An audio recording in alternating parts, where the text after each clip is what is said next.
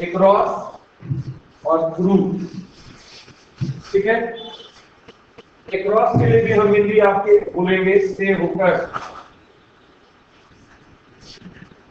और थ्रू के लिए भी हिंदी बोलेंगे से होकर। आप बोलेगा ऐसा क्यों कीजिएगा, हिंदी में दोनों स्थिति में से होकर कीजिए।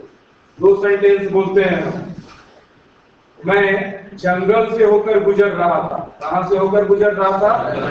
और दूसरा में हम बोल रहे हैं कि मैं रेगिस्तान से होकर गुजर रहा था। कहां से होकर? रेगिस्तान से होकर गुजर रहा था।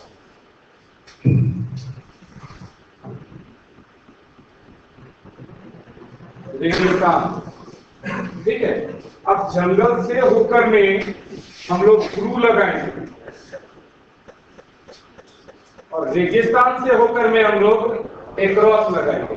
अब आपके मन में सवाल आएगा, सर दोनों में तो हिंदी सेम बोल रहे हैं, से होकर, फिर अलग अलग प्रीपोजिशन क्यों लगा रहे? हम बोलेंगे सर 2 मिनट रुक जाइए, हम आपको बता देते हैं।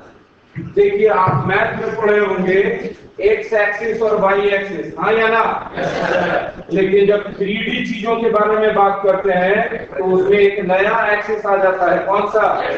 Z axis. और ये वाली चीजें जो एक्स और वाई होती हैं, वो कैसी चीजें होती हैं? जब 2D से होकर गुजरना हो तब आप अक्रॉस लगाइए, और जब 3D से होकर गुजरना हो तब आप क्या लगाइए? थ्रू लगाओ। तो ये कैसे पहचानेंगे? देखिए, जंगल का जमीन एक्स और वाई, और पेड़ की ऊंचाई कौन सा? एक्सिस। तो कैसा चीज हो गया?